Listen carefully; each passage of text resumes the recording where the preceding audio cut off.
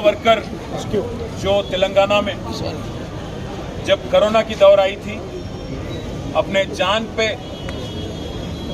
जान की परवाह भी नहीं करते हुए पूरी तरह से जनता की खिदमत, हमारे भाइयों की बहनों की खिदमत उन्होंने किया कोरोना के दौरान। आज उन पे जो जुल्म किया गया, उन पे जो कल अटैक हुआ पुलिस की तरफ से, अब पहली बात तो यह है कि कल जो अटैक हुआ वो एसीपी को, सीआई को, क्योंकि हमारे बहनों पे कल उन्होंने जो हरकत की, आपने सब देखा, मैं ज़्यादा नहीं कहना चाहता, इसको लेके इमीडिएटली उनको सर्विस से डिसमिस करना चाहिए।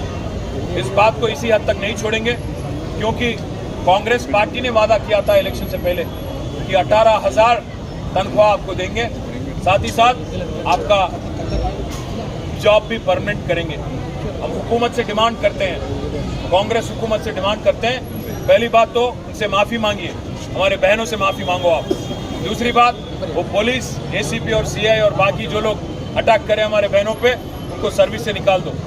तीसरी बात, जो वादा आपने किया उसको निभाओ, अगर नहीं निभाओगे तो हम एक तरफ असेंबली में, दूसरी तरफ काउंसिल में, और जो अटैक हुआ कल, जो हादसा हुआ इन पे, इसको लेके हम HRC भी जाएंगे, विमेन कमीशन भी जाएंगे, स्टेट में भी जाएंगे और दिल्ली में भी नेशनल कमीशन तक भी जाएंगे। इनको नहीं छोड़ेंगे।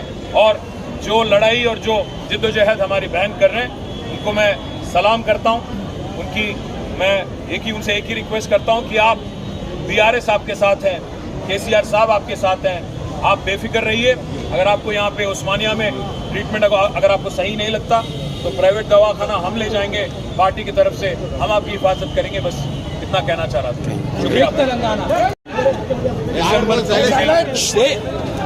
सोनिया गांधी गारी జన్మదినోత్సవం అని చెప్పి కాంగ్రెస్ పార్టీ సంవత్సర కాలం అధికారంలోకి వచ్చి పూర్తయిన సందర్భంగా ఒక మహిళా నాయకురాలి నేతృత్వంలో నడుస్తున్న పార్టీ కాబట్టి, ఒక తల్లిగా సోనియా గాంధీ గారికి దేశంలోని తల్లులందరి కష్టం తెలుసు కాబట్టి, కాంగ్రెస్ పార్టీ ఇచ్చిన మాట మేరకు రాష్ట్రంలో ఉన్న 28,000 మా ఆశా ఆడబిడ్డలు ఎవరైతే ఉన్నారో, ఎవరైతే కరోనా లాంటి మహమ్మారి వచ్చినప్పుడు తమ ప్రాణాలను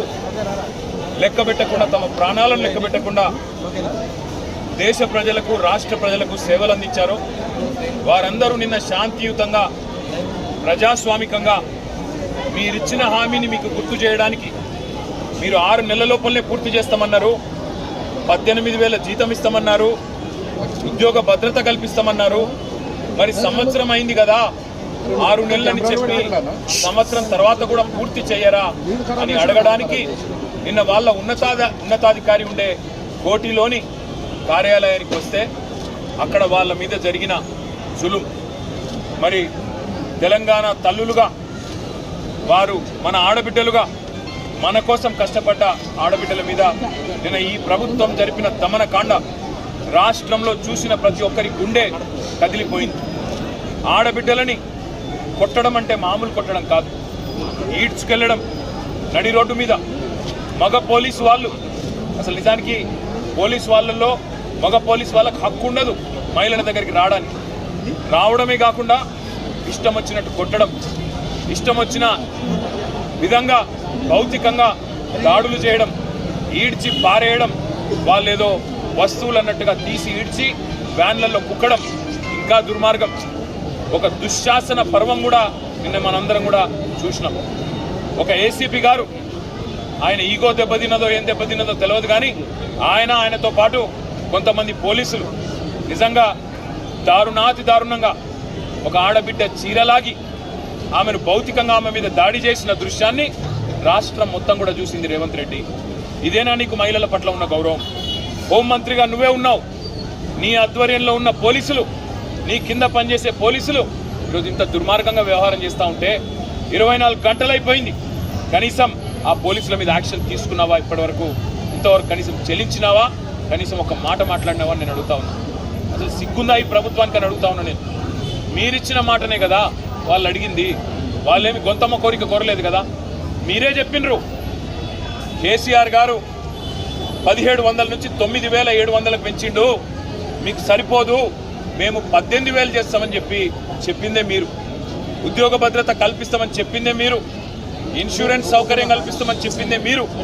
మీరిచ్చిన హామీని నిలబెట్టుకోమని చెప్పి మీ దగ్గరికి సంవత్సరం పూర్తయిన సందర్భంగా వాళ్ళు వస్తే నిన్న మీరు చేసిన దుశ్శాసన పర్వం తెలంగాణ ఆడబిడ్డలు మర్చిపోరు. వచ్చినాడు కేవలం 1700 ఉండేది వారి గౌరవ వేతనం.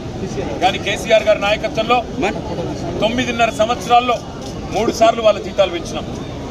1700 నుంచి 9,700 దాకా తీసుకొని పోయినాం. సెల్ ఫోన్ అలవెన్స్ కూడా కలుపుకుంటే ఇంకో 250 రూపాయలు, మొత్తం 10,000 రూపాయల కాడికి కేసీఆర్ గారి ప్రభుత్వంలో తీసుకొని పోయినాం. మిమ్మల్ని అడిగితున్నది ఏమి ఈరోజు? కేవలం ఇచ్చిన మాట నిలబెట్టుకోమని. ఆ పాపానికి ఈరోజు రహీం బి అనే మహిళను ఇప్పటికి కూడా ఆమె అడ్మిటెడ్ ఉంది. మా సంతోషాను తనను కూడా ఇష్టం వచ్చిన చోట కొట్టడం, వీళ్ళిద్దరినే కాదు వందలాది మంది ఆడబిడ్డల్ని ఈడ్చుకొని గుంజి పారేసి వారి మీద భౌతికంగా దాడి చేసి అత్యంత హేయంగా, అత్యంత దుర్మార్గంగా, అత్యంత కిరాతకంగా ఈ రాష్ట్ర పోలీసులు ప్రవర్తించిన విధానం ఏదైతే ఉందో దీన్ని వదిలిపెట్టాం. ఖచ్చితంగా నిన్న జరిగిన దమనకాండకు మొత్తం ఆధారాలు ఉన్నాయి, వీడియో ఆధారాలు, ఫోటోలు అన్నీ ఉన్నాయి. ఇక్కడ ఉన్న మహిళా కమిషన్కి పోతాం, ఇక్కడ ఉండే హ్యూమన్ రైట్స్ కమిషన్కి పోతాం, అవసరమైతే జాతీయ మానవ హక్కుల కమిషన్కి పోతాం, జాతీయ మహిళా కమిషన్ కాడికి కూడా పోతాం. ఇచ్చిన మాట నిలబెట్టుకోమని ప్రజాస్వామ్యంలో అడిగే హక్కు తప్పకుండా వాళ్ళకు ఉన్నది. వాళ్ళు అడిగిందేమి గొంతమ కోరిక కానే కాదు. ఇప్పటికైనా ముఖ్యమంత్రి స్పందించాలే. 16వ తారీఖు అసెంబ్లీ ప్రారంభం కాబోతా ఉంది. తిరిగి ఈ లోపల స్పందించి వారికి న్యాయం చేయి, లేకపోతే అసెంబ్లీలో కూడా నేను వదిలిపెట్టాం. అసెంబ్లీలో కూడా తప్పకుండా ఆడబిడ్డలకు ఇప్పుడే నేను మాట ఇచ్చిన. కేసీఆర్ గారు ఏ రకంగానైతే మాకు మొన్న దిశానిర్దేశం చేశారో, ఆశ ఆడబిడ్డల కోసమే కాదు ఇతర చిరుద్యోగులకు కూడా అండగా నిలబడండి అని చెప్పారు. అదే ఆలోచనకు అనుగుణంగా 16వ తారీఖు నుంచి ప్రారంభమయ్యే అసెంబ్లీలో కూడా ప్రభుత్వాన్ని నిలదీస్తాం. మరొక వైపు మానవ హక్కుల సంఘం, అదేవిధంగా మహిళా కమిషన్ కూడా తప్పకుండా కలుస్తాం. దెబ్బలు తిన్న ఆడపిల్లలకు మేము చెప్పొచ్చాం, ఒకవేళ మీకు కనుక ఇక్కడ ప్రభుత్వ వైద్యం, సర్కారు వైద్యం మీకు సూట్ కాకపోతే, నచ్చకపోతే మీరు రండి, మా పార్టీ తరఫున మేమే తీసుకెళ్లి ప్రైవేట్ ఆసుపత్రిలో మంచి వైద్యాన్ని కూడా అందిస్తామని చెప్పి కూడా వారికి చెప్పినాం. ధైర్యం కూడా చెప్పాము, ధైర్యంగా ఉండండి, పోరాడండి, మీకు అండగా మేమంతా కూడా ఉన్నాం, మీతో భుజం భుజం కలిపి నడుస్తామని చెప్పాం. అసెంబ్లీలో కొట్లాడతాం, బయట కూడా కొట్లాడతాం. రాష్ట్రంలో ఉండే ప్రతి ఆశ ఆడబిడ్డకు మేము బీఆర్ఎస్ తరఫున మాటిస్తూ ఉన్నాం. మీకు ఇచ్చిన హామీని, ప్రభుత్వం ఇచ్చిన హామీని నిలబెట్టుకునేదాకా మీ తరఫున శాసన మండలిలో మా మహమూద్ అలీ గారు, మా నవీన్ కుమార్ రెడ్డి గారు, అదేవిధంగా మహమూద్ అలీ సాబ్, అదేవిధంగా శాసనసభలో మేమందరం కూడా గొంతు విప్పుతాం. ఖచ్చితంగా ప్రభుత్వాన్ని నిలదీస్తాం. మీకు కూడా పూర్తి స్థాయిలో న్యాయం జరిగే వరకు మీతో ఉంటామని చెప్పి కూడా తెలియజేస్తూ, ప్రభుత్వం వెంటనే నిన్న అరాచకంగా వ్యవహారం చేసిన పోలీసులను తక్షణమే సర్వీస్ నుంచి డిస్మిస్ చేయాలి. సస్పెన్షన్ కాదు, సర్వీస్ నుంచి డిస్మిస్ చేయాలి. ఎందుకంటే ఆడబిడ్డల మీద చేసేటప్పుడు 1-2 సార్లు ఆలోచించుకోవాలి. ఎవరైనా సరే పోలీసు వాళ్ళు ఇష్టం వచ్చినట్టు, అధికారం ఉంది కదా, కాకి యూనిఫామ్ ఉంది కదా, మీ ఇష్టం వచ్చినట్టు చేస్తాం, ఏం చేసినా నడుస్తుంది అనుకుంటే కుదరదు, వదిలిపెట్టమనే మాట కూడా ఈ సందర్భంగా తెలియజేస్తూ, నిన్న మరి సహకరించిన పాత్రికేయ మిత్రులకు కూడా, వాళ్ళ మీద జరిగిన దాడిని దేశం మొత్తం దృష్టికి తీసుకొచ్చిన మా మీడియా మిత్రులకు కూడా ప్రత్యేకంగా ధన్యవాదాలు కూడా తెలియజేస్తా ఉన్నా. ఉస్మానియాలో మంచి సేవలు కూడా అందిస్తూ ఉన్నారు డాక్టర్లు, పారామెడికల్ సిబ్బంది, అదేవిధంగా చాలామంది పేదలు కూడా రోగులు ఉన్నారు. వారికి మంచి సేవలు అందిస్తున్న ప్రభుత్వ వైద్య సిబ్బందికి కూడా ప్రత్యేకంగా ధన్యవాదాలు చెప్తా ఉన్నా. వారికి కూడా నేను చెప్పినాను, ప్రభుత్వం వైపు నుంచి ఏమైనా ఒత్తిడి ఉంటే మీకు వాళ్ళని డిశ్చార్జ్ చేయమని మాకు చెప్పండి, మేము తీసుకొని పోతాం, మీరు వాళ్ళని అగాధంగా అనాథల్లాగా వదిలేయకండి అని చెప్పి కూడా వారికి చెప్పినాను. తప్పకుండా వాళ్ళని కాపాడుకుంటామన్న విషయం మళ్ళొకసారి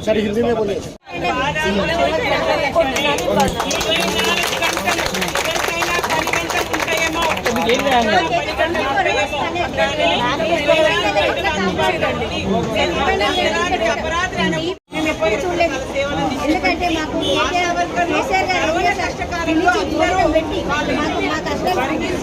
జీతం వేశారు. మాకు ఎంత 1500 నుంచి 2500 లాస్ట్